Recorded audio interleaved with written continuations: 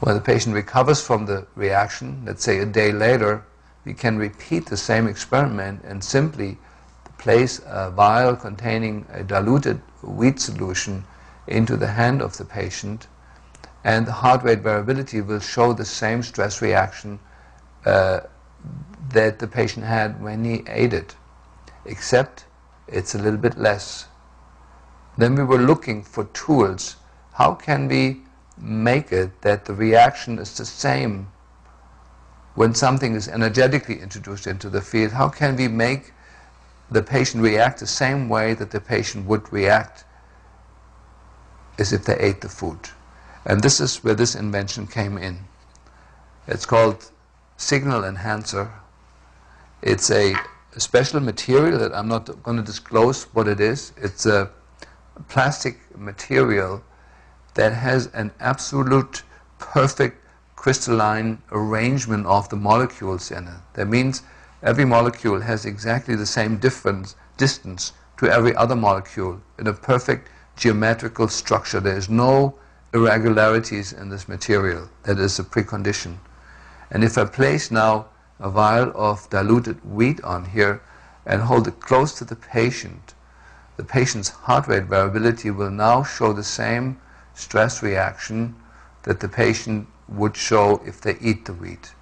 Before I discuss the oral options, I'd like to point out an important principle, and that is that biotoxins such as mold toxins that are already mentioned, or for example quinolinic acid from Lyme disease, and mercury all have to be moved through the same detox pathways, detox channels in our system.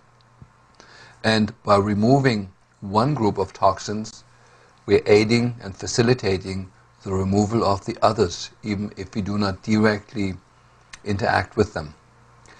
So my mercury detox program, as it's often misnamed, is the same program that I use to remove mold mycotoxins and Lyme biotoxins. And if you want to, tetanus biotoxins and anaerobic biotoxins from gut problems. This is an important principle. We do not have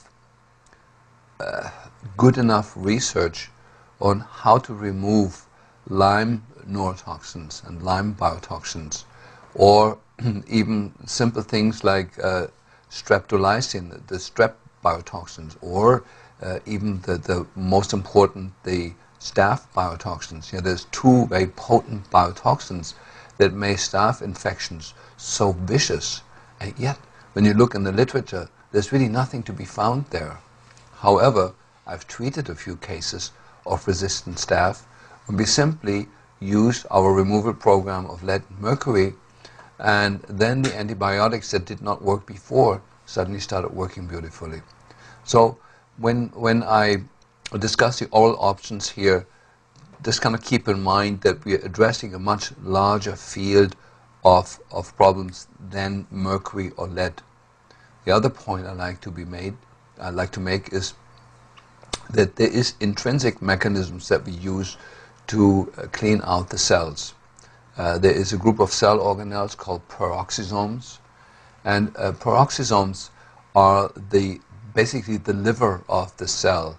It's the detox organ inside the cell that's responsible for binding and processing toxins and then to eliminate them.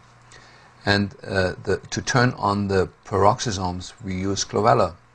I know there's medical drugs that can do that also, like Actos, but the Chinese literature is full of showing that chlorella is really doing a better job at it. And so chlorella will always be my number one in terms of the oral options, because it addresses the body's own intrinsic mechanisms of how to do this. I have on my website a quite long list of other things that are known about chlorella and that are published in the literature. The website is klinghardt.neurobiology.com, where you can read up more on the literature on it.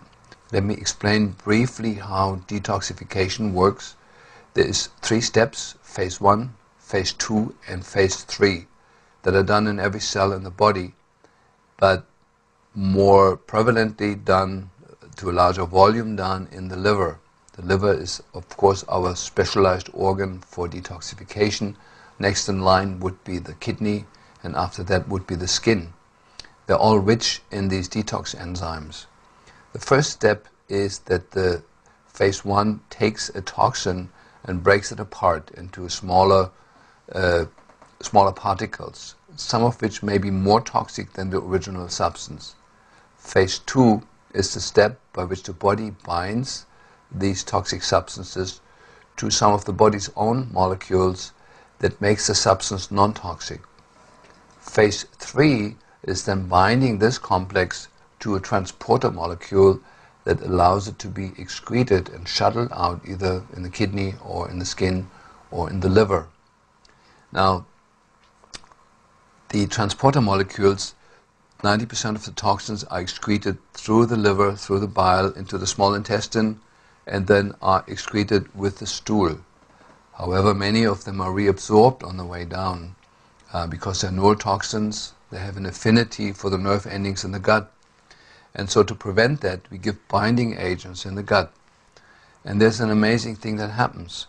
When you bind toxins in the gut, you're cleaning up the mucous membranes in the gut. That gives a feedback signal to the liver and kind of say, hey, we're ready for more toxins because we're clean now. You can process more toxins. And it turns on the phase 3 detox. And when that works successfully, that gives feedback to phase 2 to turn that on. And if that works, it gives feedback to phase 1 for that to work better. So without having to always give an agent that goes deep into the brain or deep into the liver or deep into the connective tissue, we can simply work on the surface of the gut to remove toxins here, to create a cascade of events where the body on its own starts detoxing on very, very deep levels. So these agents will always be my first choice.